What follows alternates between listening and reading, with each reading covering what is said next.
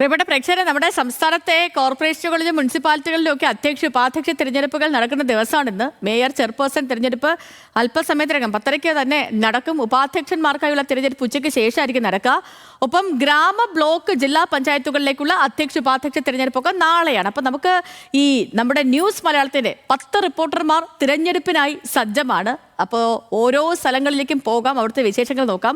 തിരുവനന്തപുരത്ത് നിന്ന് അഞ്ജു, അതേപോലെ കൊല്ലത്ത് നിന്ന് ഷമീർ, പന്തളത്ത് നിന്ന് ശ്രീരാജ്, പാലായിൽ നിന്ന് ബിനിൽ ലീല സാബു, കൊച്ചിയിൽ നിന്ന് സഹിൻ ആന്റണി, തൃപ്പൂണിത്തുറയിൽ നിന്ന് അനൽക സേതുണ്ട്, തൃശ്ശൂരിൽ നിന്ന് ലെവിൻ കെ വിജയനുണ്ട്, പാലക്കാട് നിന്ന് അജിത്ത്, കോഴിക്കോട് ദിൽഷ, കണ്ണൂരിൽ നിന്ന് നിഖിൽ. എല്ലാവരും ഇതേ സ്ക്രീനിൽ കാണാം. പകുതി പേരെ കാണാം, പകുതി പേരും കൂടി ഇപ്പോൾ എത്തും.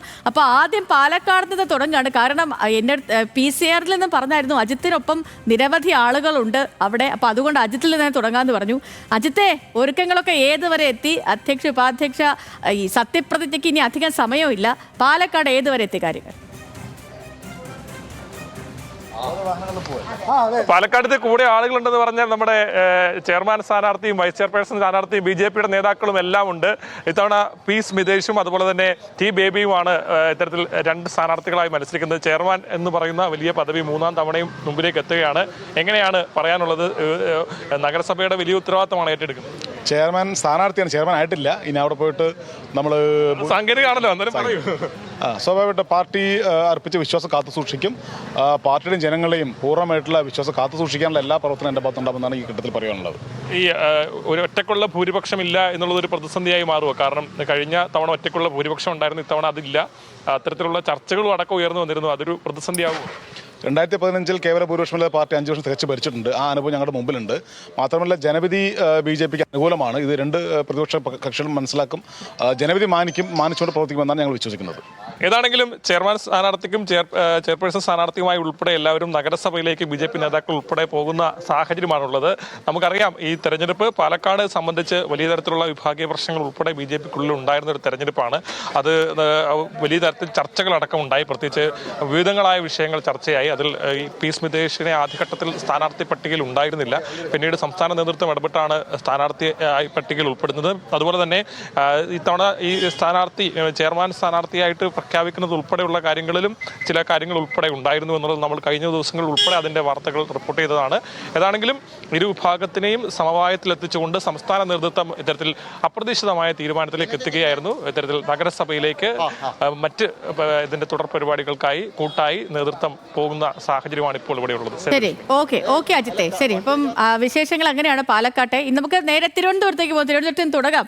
അഞ്ജു ഉണ്ട് നമുക്കൊപ്പം. അഞ്ജു, തിരുവനന്തപുരത്തെ സംബന്ധിച്ചിടത്തോളം രാജ്യം തന്നെ ഉറ്റുനോക്കിയ ഒരു തിരഞ്ഞെടുപ്പായിരുന്നു അത്. കാരണം BJP ആദ്യമായിട്ട് തിരുവനന്തപുരത്ത്, അല്ലെങ്കിൽ NDA ആദ്യമായിട്ട് തിരുവനന്തപുരത്ത് കോർപ്പറേഷൻ ഭരിക്കാൻ പോവുകയാണ്.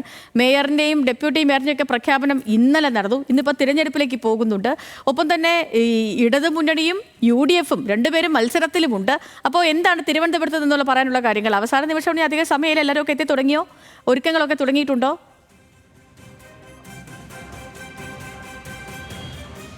സേതു, 4.5 പതിറ്റാണ്ടുള്ള CPM ഭരണത്തിന്റെ ആ കോട്ട തകർത്താണ് BJP തിരുവനന്തപുരം കോർപ്പറേഷൻ തൂക്കിയിരിക്കുന്നത്. നമുക്കറിയുന്നതുപോലെ കക്ഷിനില നോക്കിയാൽ 50 ആയിരുന്നു NDAക്ക് ലഭിച്ചിട്ടുണ്ടായിരുന്നത്. UDFന് 19, LDFന് 29, ഇങ്ങനെയാണ് സീറ്റ് നിലയുള്ളത്. പക്ഷേ 51, അതായത് ഏറ്റവും വലിയ ഒറ്റക്കക്ഷി ആകാൻ കഴിഞ്ഞെങ്കിലും NDAക്ക് കേവല ഭൂരിപക്ഷം തികക്കാൻ കഴിഞ്ഞ ദിവസം വരെ സാധിച്ചിട്ടുണ്ടായില്ല. പക്ഷേ ഇതാ 51 എന്ന മാജിക് സംഖ്യയിലേക്ക് എത്തിയിരിക്കുന്നു. ഒരു സ്വതന്ത്രന്റെ പിന്തുണ കൂടി ലഭിച്ചിരിക്കുകയാണ്. മറ്റൊരു സ്വതന്ത്രൻ കൂടി പിന്തുണക്കുമെന്നാണ് BJP പറയുന്നത്. അങ്ങനെ ആയൊരു ആശ്വാസത്തിലാണ് നിൽക്കുന്നത്. വലിയ ഭൂരിപക്ഷത്തിൽ തന്നെ അധികാരത്തിൽ കയറാൻ കഴിയും എന്നാണ് പറയുന്നത്. 55ലേക്ക് എത്തുമെന്നായിരുന്നു ഇന്നലെ VV രാജേഷ് ഉൾപ്പെടെയുള്ള ആളുകൾ പറഞ്ഞിട്ടുണ്ടായിരുന്നത്. എന്തായാലും മേയർ സ്ഥാനാർത്ഥി നമുക്കറിയുന്ന പോലെ NDAയുടെ VV രാജേഷാണ്. UDFിൻ്റെത് മേയർ തെരഞ്ഞെടുപ്പിൽ ഘട്ടത്തിൽ ആദ്യം തന്നെ മേയറെ പ്രഖ്യാപിച്ചിട്ടുണ്ടായിരുന്ന ശബരിനാഥാണ് UDFിൻ്റെത്. CPMൻ്റെത് ശിവജിയാണ്. അങ്ങനെ 3 പേർക്കും 3 സ്ഥാനാർത്ഥികളുണ്ട്. ഒരു സ്ഥാനാർത്ഥി ആയിരുന്നെങ്കിൽ ശബ്ദ വോട്ടെടുപ്പോട് കൂടി തന്നെ മേയർ സ്ഥാനാർത്ഥിയെ പ്രഖ്യാപിക്കാൻ പറ്റും. 10:30 കൂടിയാണ് ഈ തെരഞ്ഞെടുപ്പ് നടക്കുന്നത്. ഈ തെരഞ്ഞെടുപ്പ് എന്ന് പറയുന്നത് അതിൻ്റെ രീതികൾ കൂടി പറയാം. കളക്ടറാണ് ഇതിൻ്റെ ചുമതലക്കാരനായിട്ടുണ്ടാവുക. ഈ ബാലറ്റ് പേപ്പർ വഴിയാണ് 3 സ്ഥാനാർത്ഥി, ഒന്നിൽ കൂടുതൽ സ്ഥാനാർത്ഥികൾ ഉള്ളതിനാൽ ബാലറ്റ് പേപ്പറിലൂടെയാണ് ഈ തെരഞ്ഞെടുപ്പ് നടത്തുക. ഈ 3 സ്ഥാനാർത്ഥികളുടെയും പേരിൻ്റെ നീരെ ഇൻഡു ചിഹ്നമാണ് ചേർക്കേണ്ടത്. ഒപ്പം പുറകുവശത്ത് പേരെഴുതി ഒപ്പിടുകയും ചെയ്യണം. അഥവാ അസാധുവായാലും ഉൾപ്പെടെയുള്ള കാര്യങ്ങൾ ആരുടെ വോട്ടാണ് അസാധുവായത് ഇതൊക്കെ കണ്ടുപിടിക്കാൻ സാധിക്കും. ഓപ്പൺ വോട്ടാണ്, അതുകൂടി പറഞ്ഞു വെക്കുകയാണ്. ഇതാ എല്ലാവരും എത്തിച്ചേരുന്നുണ്ട്.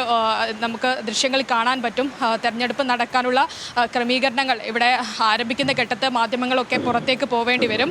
ഇപ്പോൾ ഓരോരുത്തരായി എത്തിച്ചേരുന്നുണ്ട്. വലിയ സന്തോഷത്തിൽ തന്നെയാണ് BJP ഉൾപ്പെടെയുള്ള ആളുകൾ. വലിയ പ്രതിസന്ധിയൊന്നുമില്ല, അവർക്ക് തന്നെ വലിയ അട്ടിമറികളൊന്നും ഈ ഘട്ടത്തിൽ പ്രതീക്ഷിക്കേണ്ടതുമില്ല. കാരണം UDF-ഉം LDF-ഉം തമ്മിൽ ഒരു കൈകോർക്കൽ ഉണ്ടാവില്ല എന്ന ആദ്യഘട്ടത്തിൽ തന്നെ പറഞ്ഞതിനാൽ തന്നെ BJPക്ക് അത്തരത്തിൽ പേടിക്കേണ്ട ഘടകങ്ങളൊന്നും തന്നെ നിലവിലില്ല. വലിയ തരത്തിൽ ആഘോഷങ്ങളും ഒക്കെയായിട്ട് ഇന്നലെ തന്നെ BJP അതിൽ നിലയുറപ്പിച്ചിട്ടുണ്ട്. ഓരോരുത്തരായി എത്തിത്തുടങ്ങുന്ന കാഴ്ചകൾ കാണാം. ഇനിയും ആളുകൾ എത്തിച്ചേരേണ്ടതുണ്ട്, മറ്റു കൗൺസിലർമാരൊക്കെ എത്തിച്ചേരേണ്ടതുണ്ട്.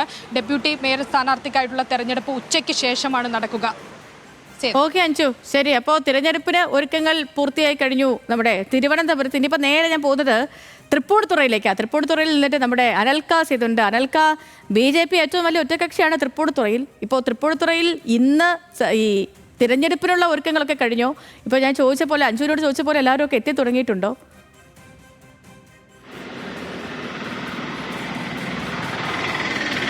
സേതുലക്ഷ്മി, എറണാകുളം ജില്ലയെ സംബന്ധിച്ചിടത്തോളം BJPക്ക് ഏറ്റവും വലിയ നേട്ടമായത് ഈ തൃപ്പൂണിത്തുറയിലെ ഈ നഗരസഭ അല്ലെങ്കിൽ പിടിച്ചെടുത്തതുമായി ബന്ധപ്പെട്ടാണ്. അതായത് LDF-ഉം UDF-ഉം മാറി മാറി ഭരിച്ചിരുന്ന നഗരസഭ ഇത്തവണ BJP പിടിച്ചെടുത്തിരിക്കുകയാണ്.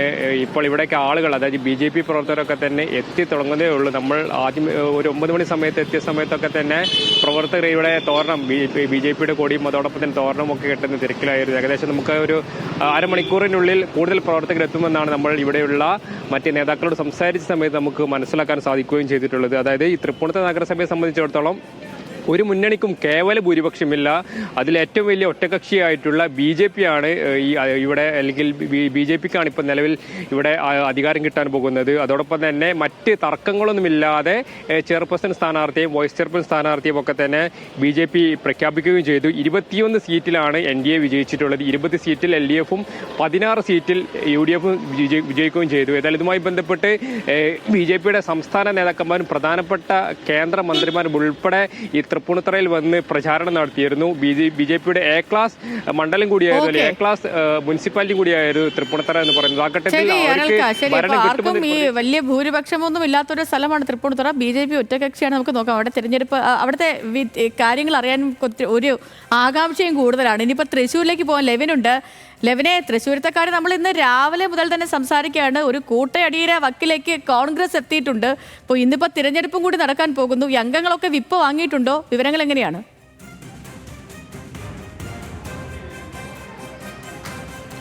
സേതു, ഇന്നലെയും ഇന്നുമായിട്ടാണ് കോൺഗ്രസ് വിപ്പ് നൽകുന്നത് ജനപ്രതിനിധികൾക്ക്. ഇന്നലെ കുറച്ചാളുകൾക്ക് കൊടുത്തു, ഇന്ന് ബാക്കി ശേഷിക്കുന്ന ആളുകൾക്ക് കൊടുത്തു. പക്ഷേ കോൺഗ്രസിന്റെ മുതിർന്ന കൗൺസിലർ ലാലി ജെയിംസ് ഇതുവരെ വിപ്പ് സ്വീകരിച്ചിട്ടില്ല എന്ന് തന്നെയാണ് നമുക്ക് അറിയാൻ കഴിഞ്ഞിട്ടുള്ള കാര്യം. അവരോട് വിപ്പ് വാങ്ങണമെന്ന് മുതിർന്ന നേതാവായിട്ടുള്ള തേറമ്പിൽ രാമകൃഷ്ണൻ ആവശ്യപ്പെട്ടിട്ടുണ്ട്. അദ്ദേഹത്തിന്റെ വാക്കുകൾ എന്താണെങ്കിലും താൻ അനുസരിക്കുമെന്നുള്ളതാണ് ലാലി ഇന്ന് രാവിലെ നമ്മളെ കണ്ട് സംസാരിച്ചപ്പോൾ പറഞ്ഞത്. പക്ഷേ ഇതുവരെയും വിപ്പ് വാങ്ങിയിട്ടില്ല. അവർ വോട്ടെടുപ്പിൽ മുന്നോടിയായിട്ട്, മേയർ തെരഞ്ഞെടുപ്പിന് മുന്നോടിയായിട്ട് കോൺഗ്രസിന്റെ കൗൺസിലർമാരെല്ലാവരും DCC ഓഫീസിൽ എത്തുകയും അവിടെ യോഗം ചേരുകയും അതോടൊപ്പം തന്നെ ഗാന്ധി പ്രതിമയിലും ഇന്ദിരാഗാന്ധി പ്രതിമയിലും പുഷ്പാർച്ചന നടത്തുകയും ചെയ്തു. പക്ഷേ അവിടെങ്ങളിലൊന്നും ലാലിയെ നമുക്ക് കാണാൻ കഴിഞ്ഞിട്ടില്ല. അല്പസമയങ്ങൾക്കകം തന്നെ തൃശ്ശൂർ കോർപ്പറേഷൻ ഹാളിൽ തെരഞ്ഞെടുപ്പ് നടപടികളിലേക്ക് കടക്കും. കോൺഗ്രസിന് 33 എന്നുള്ള വലിയ സംഖ്യയിലുള്ള ഭൂരിപക്ഷം ഉണ്ടെങ്കിലും LDF-ഉം NDA-യും മത്സരിക്കാൻ തയ്യാറാകുമെന്ന് തന്നെയാണ് നമ്മൾക്ക് മനസ്സിലാക്കാൻ കഴിഞ്ഞിട്ടുള്ളത്. LDF-ന്റെയും NDA-യുടെയും പാർലമെന്ററി പാർട്ടി യോഗങ്ങളടക്കം ഇപ്പോൾ നടന്നുകൊണ്ടിരിക്കുകയാണ്. LDF-ന്റെ മേയർ സ്ഥാനാർത്ഥിയായി മത്സരിക്കുക മുതിർന്ന നേതാവും മുതിർന്ന കൗൺസിലറുമായിട്ടുള്ള ML റോസിയാകും എന്നുള്ളതാണ് നമുക്ക് ലഭ്യമായിരിക്കുന്ന വിവരം. ഏതായാലും ഔദ്യോഗികമായ ഒരു തീരുമാനം വരാനുണ്ട്. BJP-യും പ്രധാനപ്പെട്ട നേതാവിനെ തന്നെ മത്സരരംഗത്ത് ഇറക്കും. മേയറായി പൂർണിമ സുരേഷ് ആയിരിക്കും.